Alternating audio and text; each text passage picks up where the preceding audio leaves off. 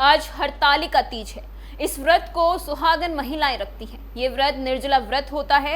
हरतालिका तीज को संकल्प शक्ति का प्रतीक और अखंड सौभाग्य की कामना का परम पावन व्रत भी माना जाता है। इस व्रत को कुंवारी और सुहागन महिलाएं रखती हैं। ये व्रत सबसे कठिन व्रत माना जाता है। इस दिन भगवान शंकर की पूजा फुलेरा से की जाती है। पंडित देव शुक्ला शर्मा ने बताया कि हिंदू धर्म में हरतालिका तीज का बहुत बड़ा महत्व है।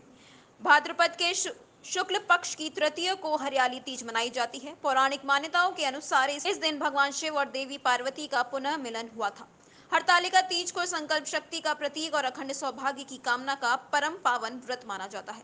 पंडित देव शुक्ला शर्मा ने बताया कि हरतालिका तीज का व्रत सबसे कठिन व्रत माना जाता है। इस दिन भगवान शंकर की पूजा फुलेरा से की जाती है।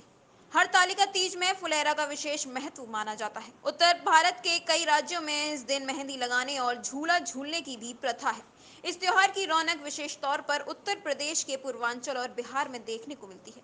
इस व्रत को निर्जला रखा जाता है और अगले दिन पूजन के पश्चात ही व्रत खोला जाता है। पंडित देव शुक्ला शर्मा ने बताया कि हरतालिका तीज प्रदोष काल में किया जाता है। सूर्यास्त के बाद के 3 मुहूर्त को प्रदोष काल कहा जाता है। ये दिन और रात के मिलन का समय होता है। हरतालिका पूजन के लिए भगवान शिव, माता पार्वती और भगवान गणेश की बालू, रेत व काली मिट्टी की प्रतिमा हाथों से बनाए पूजा स्थल को फूलों से सजाकर एक चौकी रखें और उस चौकी पर केले के पत्ते रखकर भगवान शंकर, माता पार्वती और भगवान गणेश की प्रतिमा स्थापित करें।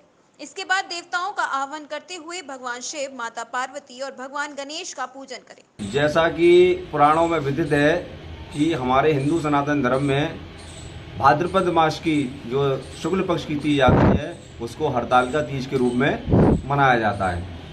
हरतालिका तीज में भगवान शंकर और माता पार्वती की पूजा भगवान गणेश के साथ की जाती है।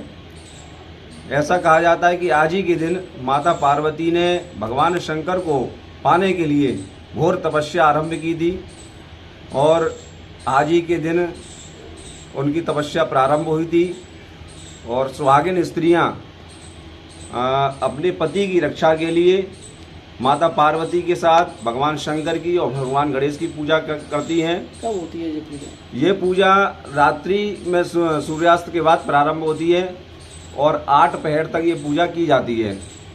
इस पूजा में भगवान को नाना प्रकार के भोग अर्पण किए जाते हैं। श्रृंगार है।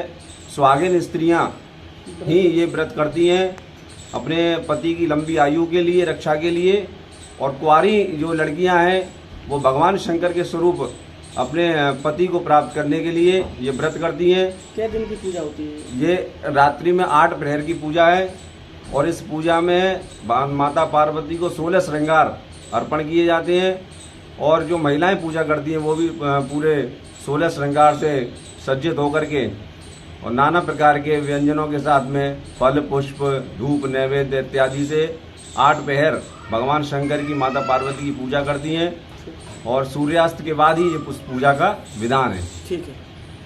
सुहाग की सारी वस्तु रखकर माता पार्वती को चढ़ाना इस व्रत की मुख्य परंपरा है। इसमें शिव जी की धोती और अंगोछा चढ़ाया जाता है। ये सुहाग सामग्री शास्त्र के चरण स्पर्श करने के बाद ब्राह्मणी और ब्राह्मण को दान देना चाहिए। इस प्रकार पूजन के बाद कथा सुने और रात्रि जागरण करें। आरती के बाद सुबह माता पार्वती को सिंदूर चढ़ाएं व ककड़ी हलवे का भोग लगाकर व्रत खोला जाता है।